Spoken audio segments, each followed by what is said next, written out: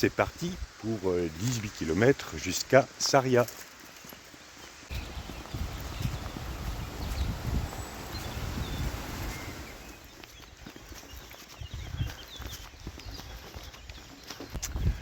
Nous quittons cette auberge à Itzela. On a bien dormi et où l'accueil est excellent. Le propriétaire parle très bien français. Et il y avait une dizaine de lycéens qui ont été d'un calme exemplaire. Ils sont partis ce matin beaucoup plus tôt que nous, puisqu'il est quasiment 8h30, mais on ne les a pas entendus. Bon, je vous retrouve plus haut parce que ça va monter pendant les 5 premiers kilomètres.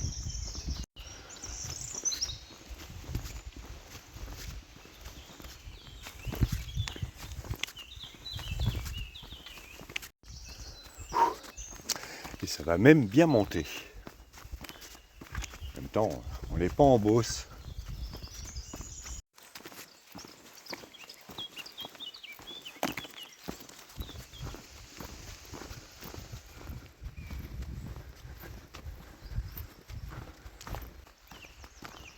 On va suivre cette vallée et passer au sein d'une fraga. Fraga en galicien, ça désigne un bois, une forêt primaire. Salut les filles.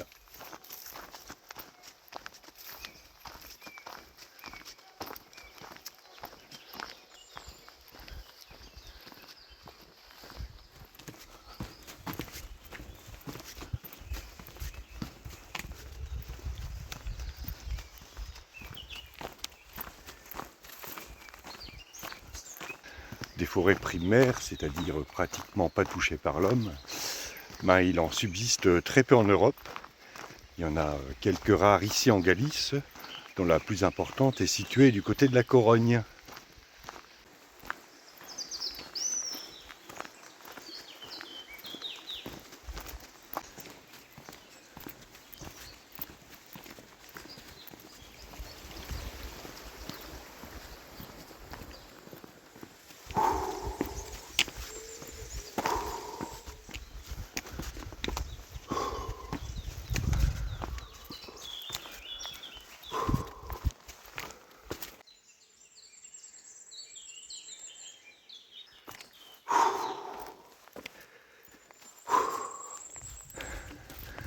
Voilà, on arrive à la fontaine de Os Lemeiros, avec sa grosse coquille.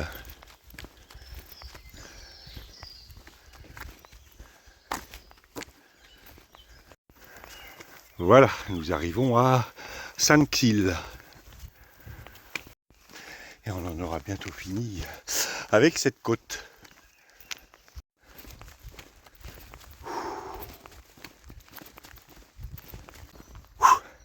Bon, on a fait le plus dur. On n'est pas encore au point culminant de l'étape, mais ça va pas tarder. Côte du matin n'arrête pas le pèlerin, mais l'entame quand même bien.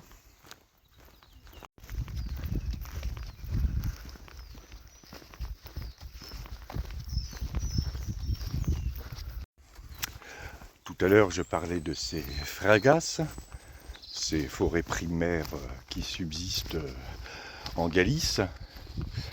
Eh bien, elles se caractérisent par une grande biodiversité.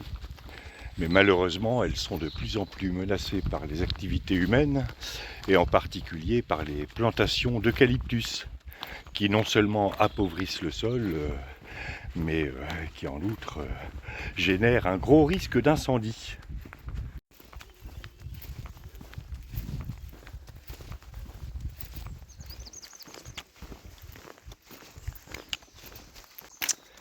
Bien, que se passe-t-il en Italie avec nos Templiers? Eh bien, à cette époque, l'Italie est un territoire morcelé, où les Templiers, d'ailleurs, sont très peu présents. L'unique royaume unifié est celui de Naples, où règne Charles II d'Anjou, l'oncle de Philippe le Bel.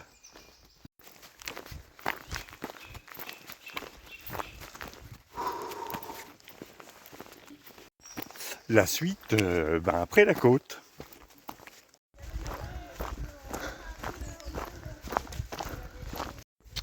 Voilà, on a atteint le point culminant de l'étape. Maintenant, ça va être beaucoup plus cool.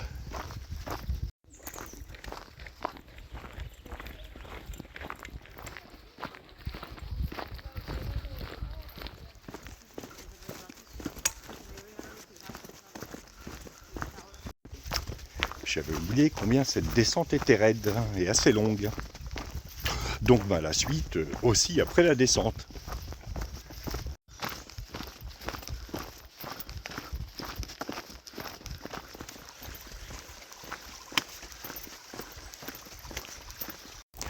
Ah, ouais, après juste une côte.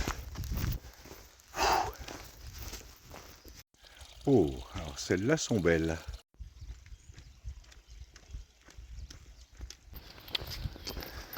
Montant. Eh ben, on voit bien que ça monte. Désolé.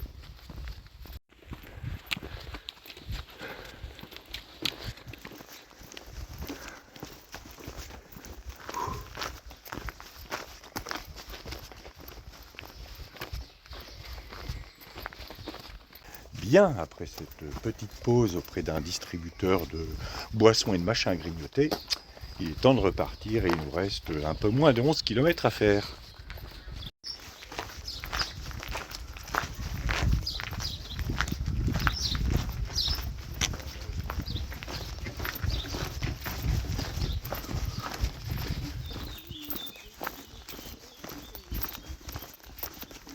Bien, reprenons donc avec ces Templiers en Italie. Peut-être pouvoir y arriver. Le fait que ce soit l'oncle de Philippe le Bel qui dirige le royaume de Naples pourrait laisser penser que la torture va y être autorisée. En fait, très peu de documents nous sont parvenus de ces épisodes. Tout ce qu'on sait, c'est qu'une poignée de Templiers va être interrogée et va avouer quelques pratiques qui sont en contradiction avec les canons du catholicisme. Mais on n'en sait pas tellement plus.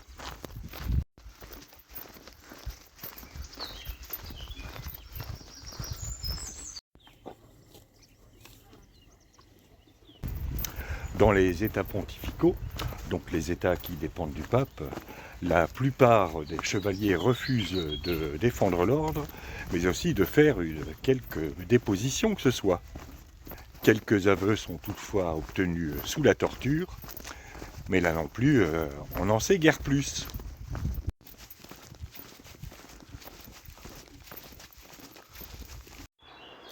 Alors ici, nous avons un chêne. Et ici,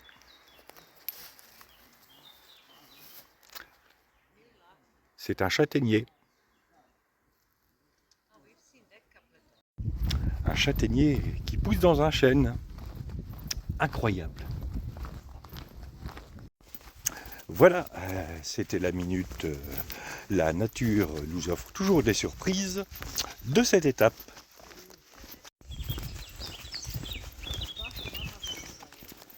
Dites-moi, monseigneur, on fait quoi avec les Templiers qui ont avoué? Aucune idée.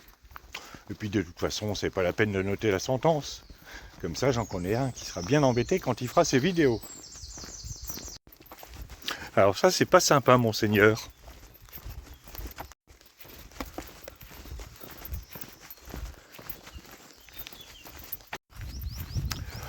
En Lombardie, un grand nombre de prélats se montrent ouvertement favorables aux Templiers.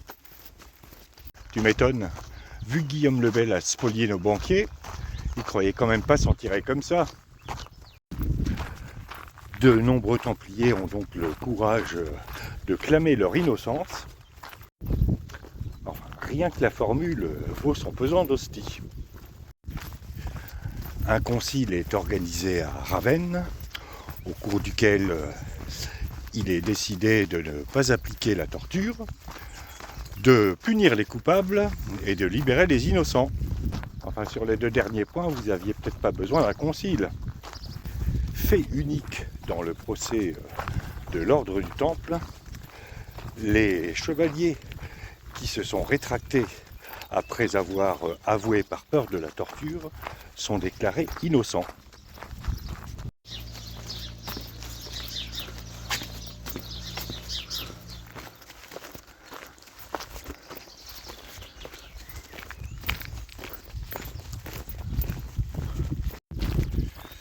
Enfin, en Toscane, pas grand-chose en Toscane.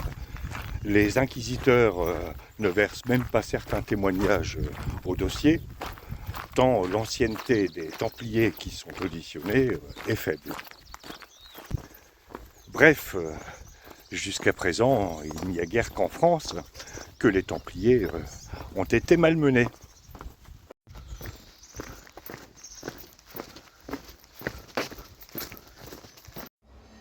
Bon, on ferait bien une petite pause, second petit déjeuner tardif. Parce que jusqu'ici, il n'y avait pas grand-chose.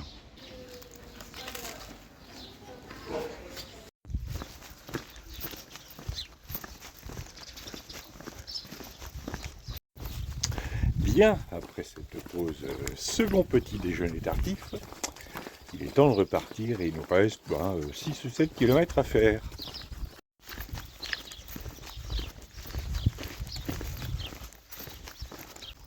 Je vais essayer de digérer mon sandwich jambon fromage avant d'attaquer la situation en Allemagne.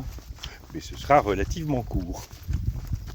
Ben ouais, à partir du moment où on n'a plus le droit de torturer, forcément que c'est court et on perd tout le plaisir.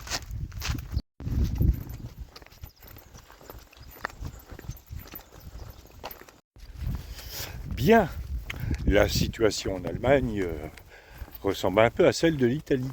Le territoire est morcelé et tout dépendra des décisions prises par les autorités locales et de l'attitude des chevaliers au sein des différents territoires.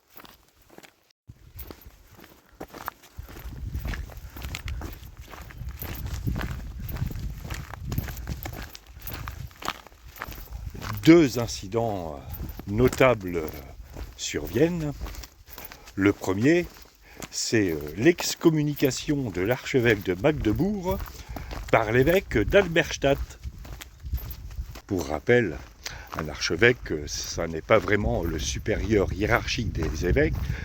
Il a un droit de regard sur ce qui se passe dans les diocèses, mais il a plutôt un rôle d'organisateur. N'empêche que ça a dû être quelque chose.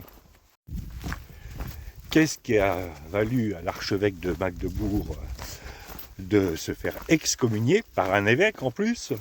Eh bien tout simplement parce qu'il a emprisonné un certain nombre de chevaliers, dont le maître de province, alors que l'évêque d'Alberstadt estimait que cela relevait de ses prérogatives. C'est pas beau d'être jaloux, monsieur l'évêque. Tu devrais retourner au catéchisme.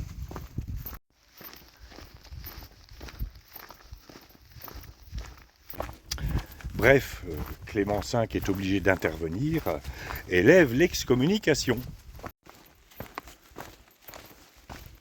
La suite après la descente raide.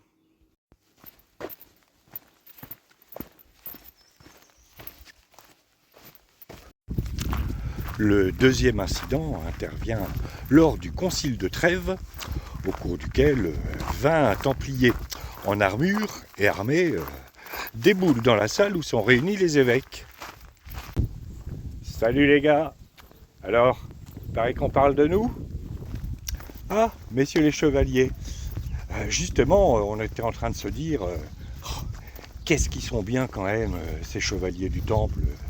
Ce qui leur arrive, les accusations, tout ça, c'est vraiment dégueulasse. Hein, messieurs les évêques? Oh bah ouais, c'est vraiment dégueulasse. Hein. Ah bah ouais, pareil, moi j'en suis tout choqué.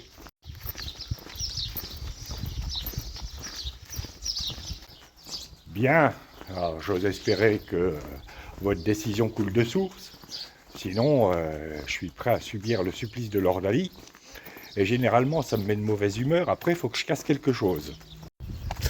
Lord Ali, c'est se faire appliquer un fer rouge pour prouver son innocence. Si Rambo avait été templier, lui, il l'aurait fait avant même qu'on l'accuse.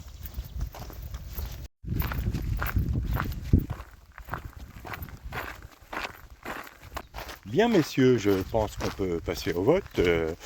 Moi je vote pour l'innocence des Templiers. Ça me paraît aller de soi. Ah ben pour moi, innocent aussi. Ah carrément, pas mieux.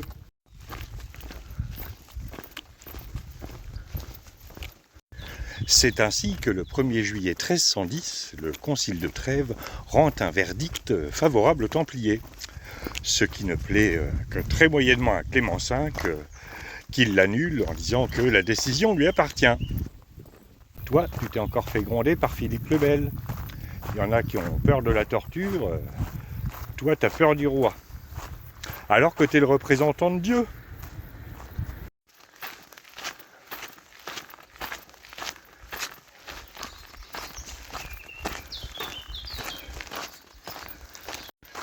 Voilà pour ce procès des Templiers dans les différents pays européens, sauf Chypre, parce que là c'est vraiment compliqué, et j'aurai peut-être pas le temps. Et la suite, nous verrons ça eh bien, demain, parce qu'il nous reste 3 km et que j'aperçois Saria.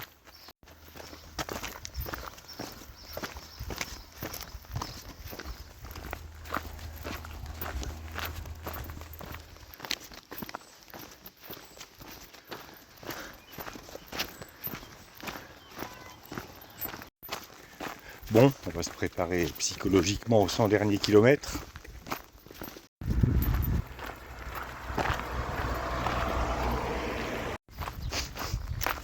On passe à côté d'une porcherie.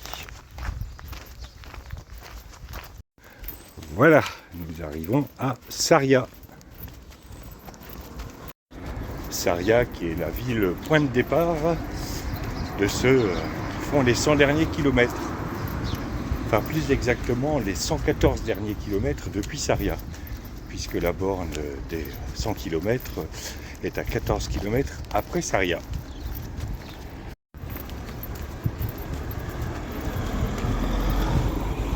Alors bus, ça sent le bus de pèlerins qui vont partir demain matin.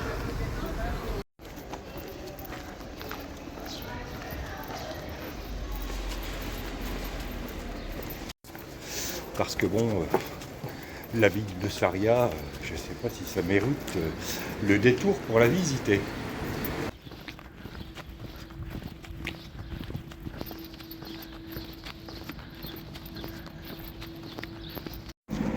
Oh, notre albergue se situe plus haut, pas très loin de la sortie de la ville, dans la rue principale.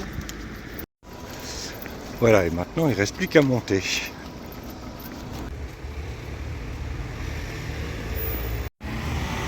De loin, j'ai cru que c'était Jean-Pierre Pernaut.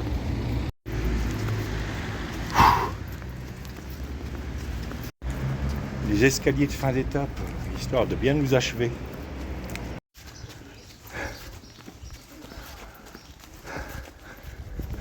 Voilà, j'aperçois notre albergue.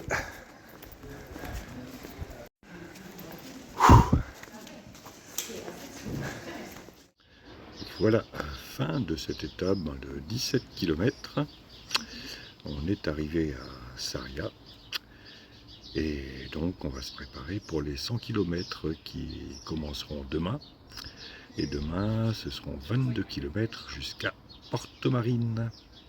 À demain pour de nouvelles aventures.